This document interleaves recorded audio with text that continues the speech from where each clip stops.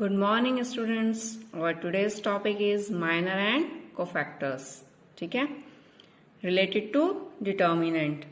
Minor and cofactors. What are the minors? First we discuss the minors. What are the minors? We have given a matrix A, Aij, be a square matrix of order n, so that its determinant is determinant Aij. Then the minor of element Aij of a determinant of order n is a determinant of order n minus 1 obtaining by suppressing ith row and jth column.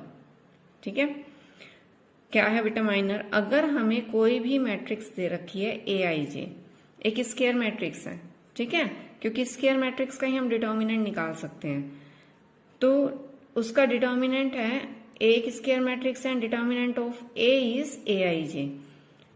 तो किसी भी determinant में जितने भी element हैं हम सभी का माइनर कैलकुलेट कर सकते हैं. ठीक है, तो इसलिए उसने कहा है कि minor of an element Aij, determinant के किसी भी एक एलिमेंट का माइनर जो कि Aij पोजीशन पर है क्या होगा? It is one order less determinant. One order less यानी कि डिटर्मिनेंट जो हमें गिवन है उसका ऑर्डर n है, तो Aij का जो माइनर बनेगा उसका ऑर्डर क्या होगा? n minus 1. Got it? The minor of an element is one order less determinant obtained. अब ये डिटर्मिनेंट कैसे ऑब्टेन्ड होगी? Aij वाली रो और उस कॉलम को डिलीट करके. ठीक है, उसे सप्रेस करके हम क्या कर सकते हैं? माइनर कैलकुलेट कर सकते हैं. ओके, और किसी भी माइनर को कैसे डिनोट करेंगे? m, capital M, I, J. Minor of Aij is denoted by M, I, J. Position same होगी, राइट? चलो इसको एक बार हम थोड़ा सा इलस्ट्रेट करके बताते हैं, तब तुम्हें थोड़ा सा और क्लियर हो जाएगा. ओके बेटा, कंसीडर किया हमने एक मैट्रिक्स जिसके एलिमेंट है A11, A12, A13, A21, A22, A23, A31, A32, A33. ठीक है, 3x3 ऑर्डर का ये हमारे पास मैट्रिक्स है. तो इसका डिटर्मिनेंट क्या होगा? वही 3x3 ऑर्डर का डिटर्मिनेंट होगा A11, A12, A13, A21, A22, A23, A31, A32, A33. अब देखो इस डिटर्मिनेंट में ये 3x3 ऑर्डर का डिटर्मिनेंट है, तो इसमें 9 एलिमेंट्स हैं. Then we can calculate 9 minus air. ठीक है, हम यहाँ पे 9 माइनर कैलकुलेट कर सकते हैं. कैसे? सपोज हमें A12 वाला इस पोजीशन का माइनर, इस एलिमेंट का माइनर निकालना है. ठीक है, हमें A2 एलिमेंट का माइनर निकालना है, तो हम क्या लिखेंगे इसे? M12. ठीक है, M12 माइनर क्या होगा? It is a determinant of one order less, यानी कि डिटर्मिनेंट A3 ऑर्डर की है, तो M12 कितने ऑर्डर का होगा? 2 ऑर्डर का होगा, राइट? कैसे कैलकुलेट करेंगे ये डिटर्मिनेंट 2 ऑर्डर की? कैसे बनाएंगे? A12 वाली रो और A12 वाला कॉलम छोड़ दो. A12 वाली रो और इसी एलिमेंट का कॉलम छोड़ दो. ठीक है, डिलीट कर दो इन्हें. The element left are A21, A31, A23, A33. A21, A31, A23, A33. अब ये जो 2 ऑर्डर की डिटर्मिनेंट ऑब्टेन्ड हुई है by deleting the row and column of the element A21, ये जो डिटर्मिनेंट वैल्यू होगी, this is the minor of element A12. Got it? Okay, now we are going to calculate all of the minors of this determinant, यानी कि 9 के 9 minor निकालते हैं तो ये आपको क्लियर हो जाएगा. M11 निकालना है. M11 की पोजीशन क्या है? A11. ठीक है, वन ऑर्डर लेस डिटर्मिनेंट क्या करेंगे? A11 वाली रो और A11 वाला कॉलम डिलीट कर दो. ये 4 एलिमेंट्स बचे हैं, इनका जो डिटर्मिनेंट होगा A22, A32, A23, A33, यही एलिमेंट्स बच गए ना यहाँ पर, ये 4. तो इनका जो डिटर्मिनेंट है this is the M11. M12 हम कैलकुलेट कर चुके हैं. M13 निकालते हैं. M13 A13 एलिमेंट का माइनर है ये. ठीक है, तो A13 एलिमेंट का माइनर है. हम क्या करेंगे? A13 वाली रो और A13 वाला कॉलम डिलीट कर देंगे. ये जो 4 एलिमेंट्स रह गए हैं इनका डिटर्मिनेंट किसकी वैल्यू देगा, M13 की। तो determinant of A21, A31, A22, A32, got it, 21, 31, 22, 32, right. तो ये माइनर आ गया हमारा M13, ओके।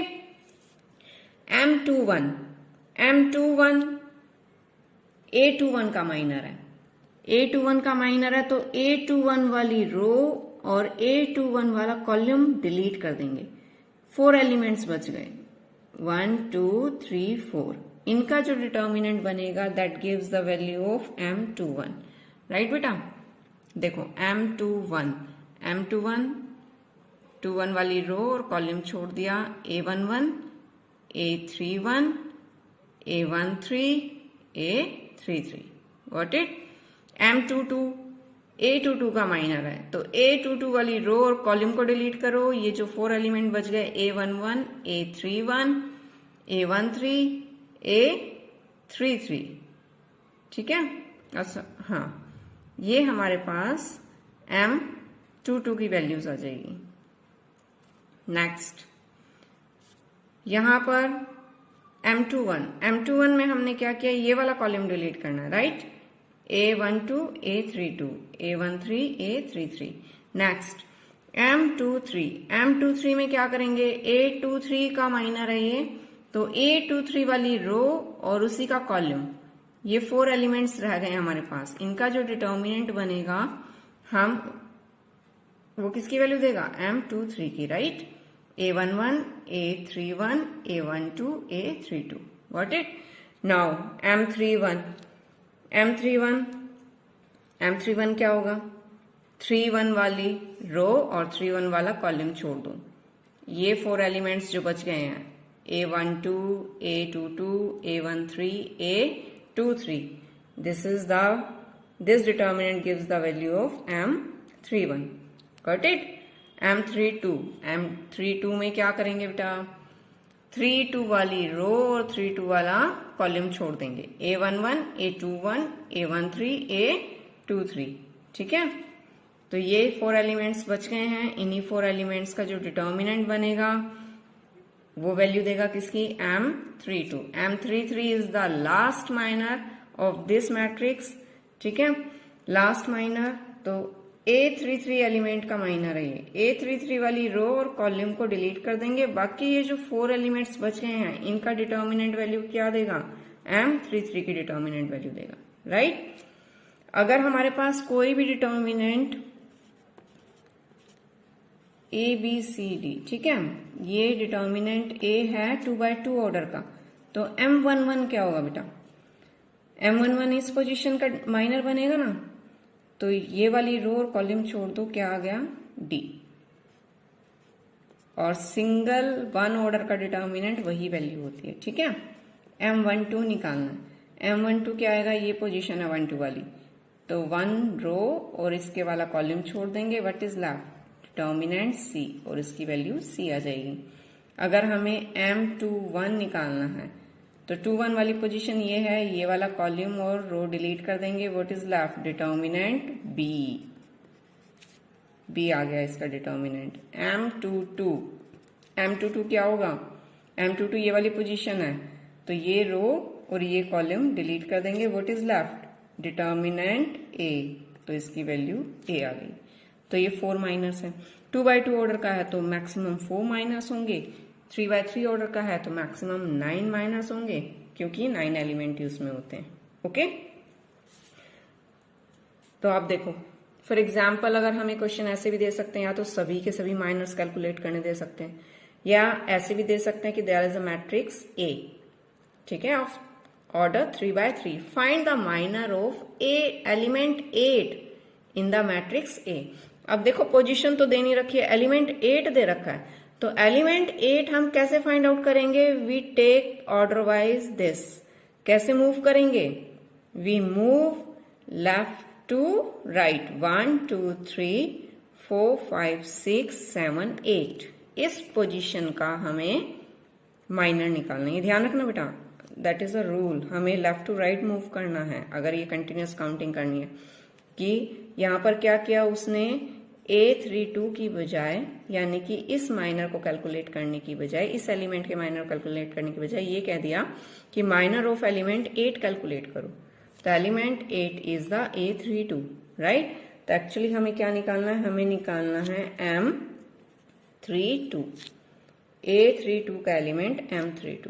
तो क्या करेंगे, ये वाली 32 पोजीशन है, ये वाली रो और कॉलम छोड़ देंगे। क्या डिटर्मिनेंट बच गई, 1 4 3 6, ठीक है। और आपको पता है 2/2 डिटर्मिनेंट की वैल्यू हम कैसे निकालते हैं, by cross multiplication. It is 6 minus 12, what we get, -6। तो M32 की वैल्यू कितनी है, -6। Got it. Now cofactors. Cofactors क्या होते हैं, cofactor of an element Aij of matrix A, ठीक है। जैसे हम माइनर कैलकुलेट कर सकते हैं ईच एलिमेंट का in a given determinant, like that we can calculate cofactor of every element in a given matrix, right.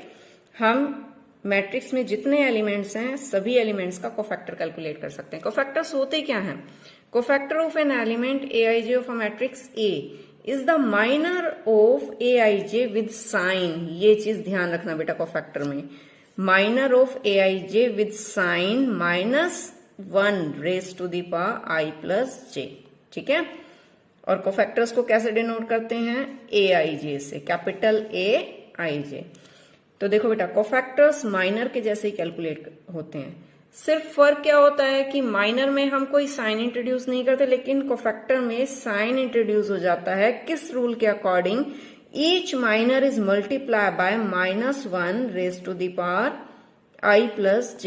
I plus j क्या है, this is the number of row and column, यानी कि जो position होती है element की उसी के नंबर हमें I और j की जगह पुट करने हैं कि the element lie in which row and which column, ठीक है। That will provide a sign to the minor. If the minor is multiplied by this sign, it becomes a cofactor. Okay? देखो अब A11 निकालना है। A11 क्या होगा, -1, अब I की जगह 1 रखना है, J की जगह 1, -1 raise to the power 1 plus 1 into M11, ठीक है। सेम पोजीशन के माइनर को -1 raise to the power 1 plus 1 से मल्टीप्लाई कर दो, we get the cofactor of position A11। तो ये क्या आएगा, 1 प्लस 1 2 हो गया, -1 का स्क्वायर पॉजिटिव होता है तो ये एज इट इज रहेगा। हमने ऊपर माइनर कैलकुलेट किया है ना M11 वाला, तो बस यही A11 की वैल्यू आ जाएगी, राइट। A12 को फैक्टर निकालना है, तो M12 अभी हमने कैलकुलेट किया था, बस उसको जस्ट मल्टीप्लाई करना है किससे, -1 raise to the power 1 plus 2। 1 क्या है, I की वैल्यू, 2 क्या है, J की वैल्यू, देन 1 प्लस 2 इज ऑड। तो जो M12 माइनर था, ये M12 माइनर है, उसके आगे कौन सा साइन इंट्रोड्यूस हो गया, माइनस, ठीक है। A13 निकालेंगे, A13 is the -1 raise to the power 1 plus 3 minor M13। Minor M13 हमने ये कैलकुलेट किया था, राइट। उसके आगे बस साइन इंट्रोड्यूस करना है, साइन इंट्रोड्यूस करना है, नेगेटिव आएगा या पॉजिटिव आएगा, depends on the power of -1। अगर -1 की पावर इवन आती है तो ये पॉजिटिव ही रहेगा, अगर -1 की पावर ओड आती है तो ये नेगेटिव बन जाएगा। Got it. A21 निकालना है, A21 ऑड सम आएगा, 2 1 2 प्लस 1 3, तो A21 को फैक्टर क्या आएगा, it is the negative of M21, यानी कि -M21। तो M21 माइनर हमने निकाला था, उसके आगे माइनस साइन लगा दो, we get the cofactor A21। Got it.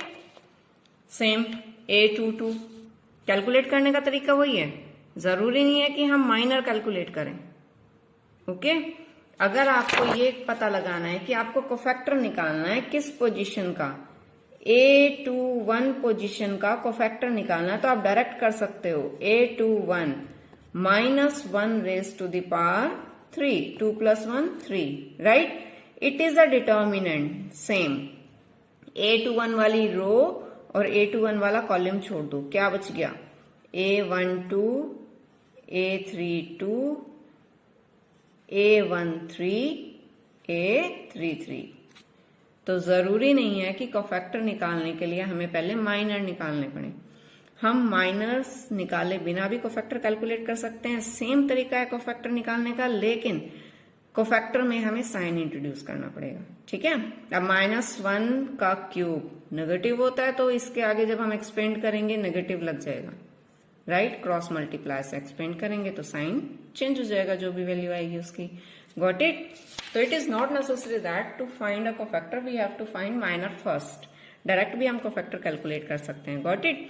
बस साइन का ध्यान रखना है। और साइन इंसर्ट करने का रूल क्या है? -i raise to the power -1 raise to the power i plus j। ठीक है, i और j वैल्यूज आपको पता है, आपने पहले मैट्रिक्स कंस्ट्रक्ट भी की है, उसमें भी आपने i और j की वैल्यू सब्स्टिट्यूट की है। और यहां पर भी i और j क्या है? This is the position in row and position in column. Got it बेटा। 9 माइनर्स है, 9 को फैक्टर्स कैलकुलेट कर सकते हैं। सिर्फ हमें साइन इंट्रोड्यूस करना है किसके आगे? माइनर के आगे। किस रूल के according? -1 raise to the power i plus j। Got it. Next, one more expansion for the determinant of third order. ठीक है, थर्ड ऑर्डर के डिटर्मिनेंट के लिए एक और एक्सपेंशन रूल है, that is called the Sarrus diagram. ठीक है, अगर हमें ये डिटर्मिनेंट गिवन है a1 b1 c1 a2 b2 c2 a3 b3 c3, how can we expand it by using the Sarrus diagram? Sarrus diagram में देखो हम क्या करेंगे, फर्स्ट कॉलम लिखा, second column, third column, first 2 columns को repeat कर देंगे। After the third column we write first column and then second column again. Okay, now multiply करना है डाउनवर्ड। जब हम डाउनवर्ड मल्टीप्लाई करेंगे 3 एलिमेंट्स आने चाहिए मल्टीप्लीकेशन में, ये ध्यान रखना, हमें ये नहीं लेने प्रोडक्ट, क्योंकि इसमें 2 ही एलिमेंट्स हैं, a2 इंटू b3, तो ये नहीं लेना। यहां से प्रोडक्ट स्टार्ट करनी है जहां 3 एलिमेंट्स मल्टीप्लाई हो रहे हैं, a1 b2 c3, right, plus. ठीक है, अब हम प्लस करेंगे b1 c2 a3, second term आ गई है इसकी। नेक्स्ट हम प्लस करेंगे c1 a2 into b3, right. अब आगे नहीं लेंगे, क्यों? 2 ही टर्म है, हमें प्रोडक्ट लेनी है 3 टर्म्स की, तो ये तीनों टर्म्स पॉजिटिव आएंगी जब हम लेफ्ट टू राइट मूव करेंगे। ठीक है, इसी ऑर्डर में जब हम मल्टीप्लाई करेंगे तो ये तीनों टर्म्स पॉजिटिव होंगी। Got it. a1 b2 c3 plus b1 c2 a3 plus c1 a2 b3, right. these 3 terms are taken positive, right। अब हम नेक्स्ट मूव करेंगे अपवर्ड, तो ये 2 प्रोडक्ट्स हैं, अब ऐसे मूव करेंगे a3 b2 c1। अब हम क्या लेंगे इन्हें? नेगेटिव।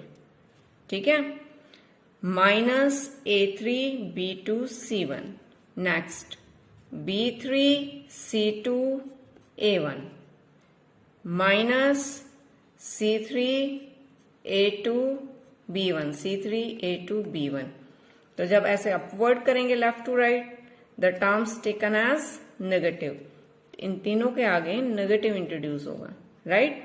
अब हमने बताया था कि डिटर्मिनेंट एक्सपेंशन में क्या होता है, 3/3 के 6 टर्म्स होती हैं, half are negative and half are positive. तो वही रिजल्ट देखो यहां पर आ रहा है, जब हम इसे रिकम्बाइन करेंगे we get the same result. Got it. क्या करना है, सरस डायग्राम अगर आ जाता है तो, ये स्पेशली अगर मेंशन्ड है तो ही आपको करना है, और अगर आपको इजी लगता है तो वैसे भी डिटर्मिनेंट एक्सपेंड कर सकते हो। ठीक है, first column, second column, third column as it is लिखने हैं, then repeat first column again and second column. ठीक है, ऑर्डर वाइज। अब हमें क्या करना है, left to right downward 3 elements की मल्टीप्लीकेशन प्रोडक्ट लेनी है, a1 b2 c3 plus b1 c2 a3 plus c1 a2 b3, ये तीनों पॉजिटिव आएंगे। अब लेफ्ट टू राइट अपवर्ड लेना है तो क्या आएगा, a3 b2 c1 minus a3 b2 c1, फिर minus b3 c2 a1, then minus c3 a2 b1, right. तो ये it is not so important, but sometimes it is given in examination expand determinant using Saras diagram. ठीक है, not so many times, sometimes, right? Just you practice 2 or 3 questions by using the Saras diagram. Got it, beta? Okay. Now some results related to the cofactors, right? Expansion of determinant in terms of cofactor. हम cofactor के terms में भी determinant को क्या कर सकते हैं, expand कर सकते हैं, और इससे रिलेटेड कुछ और रिजल्ट्स भी हैं हमारे पास. ठीक है, इधर देखो बेटा, ये डिटर्मिनेंट है, इस डिटर्मिनेंट को हमें एक्सपेंड करना है. क्या डिटर्मिनेंट है हमारे पास, A1 B1 C1, A2 B2 C2, A3 B3 C3, right. तो देखो डिटर्मिनेंट वैल्यू कैसे आएगी कोफैक्टर्स के टर्म्स में, अगर हम किसी भी रो के एलिमेंट्स को उसी रो के कोरस्पॉन्डिंग कोफैक्टर से मल्टीप्लाई करें, ठीक है, and take the sum of this product, then we get the value of determinant, right?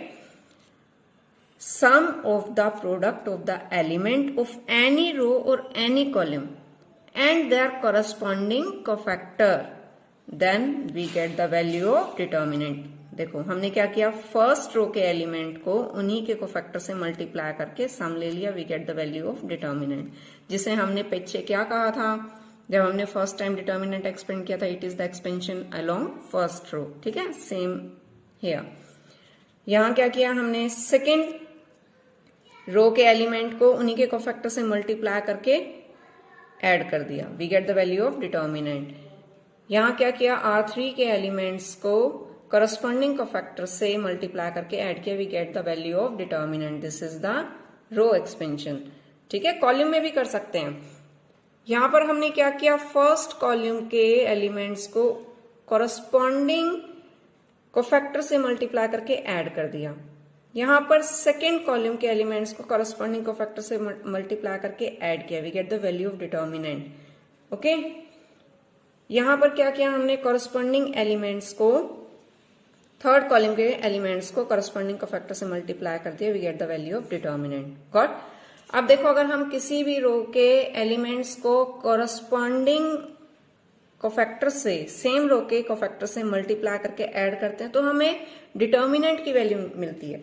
लेकिन अगर हम किसी भी रो या कॉलम के एलिमेंट्स को किसी दूसरी रो या कॉलम के कोफैक्टर से मल्टीप्लाई करें, then we always get a zero result.